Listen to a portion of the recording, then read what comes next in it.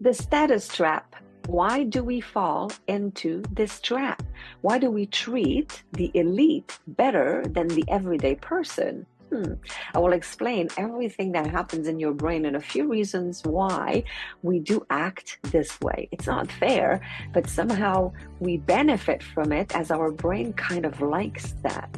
But before I do, I wanted to thank David Guttrow. He's a moderator and MC extraordinaire that did an experiment with us, and the experiment was really cool. So we had to put a playing card on our forehead, but we did not know what it was. Okay, so we had to walk around in the room without knowing the card we had on our head. And some people had a 7, some people had a jack, some people had a 2, and we had to interact with them depending on the card that was on their forehead. So if you saw a king, you had to be really nice and you had to want to speak with them more. If it was a 7, you would spend maybe less time with them. And if it was a 2, well, you would just walk by and not even pay attention to them, you know? So we're walking around, we all have our cards, and somehow nobody's talking to me. Everybody's walking by me. So I'm like, oh, that's it. I got a 2 or I got a 3, right? It's like, gonna be the lowest card in the deck, because the goal was for us to try to recognize what card we had.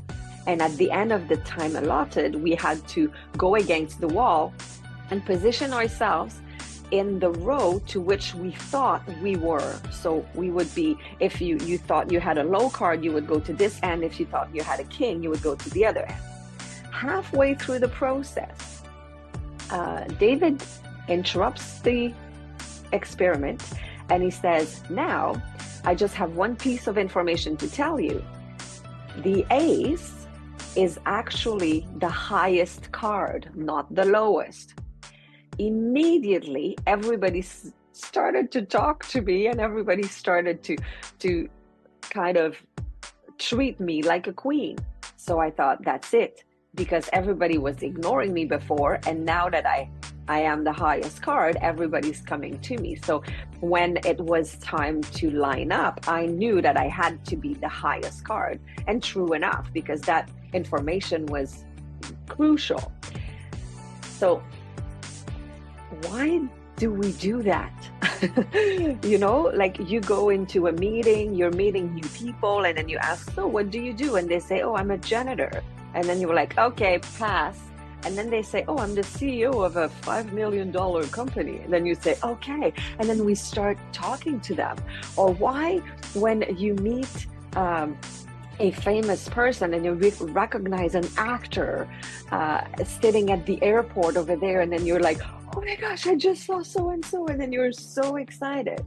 So what happens is that it triggers our reward activation system in our brain.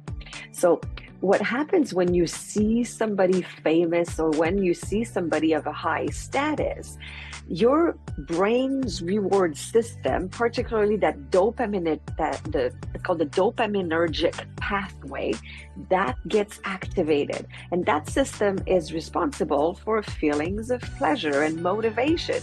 So when you see a high status person that is seen as more valuable in society, and you have a positive interaction with them, it triggers that system and makes you feel rewarded. So that's why we want to be around them, because it makes us feel good.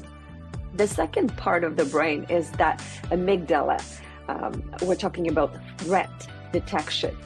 So when, let's say you're going for a walk, and all of a sudden you see this ginormous dog that is standing at the end of a driveway with no leash, that is grunting at you, and you're like, are they gonna jump at me? And then you get really, really nice all of a sudden, and you say, oh, good dog, beautiful dog.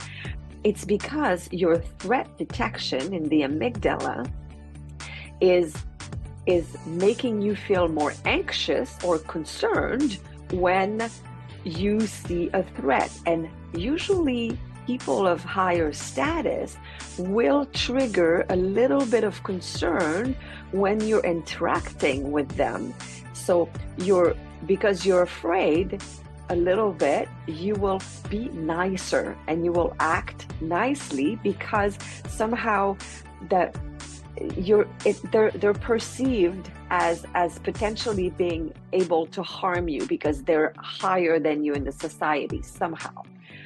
And the last part of the brain that I want to talk about is the fact that we have this bonding hormone, the oxytocin, and when we build trust with somebody, we receive this shot of oxytocin, which is also a feel-good chemical.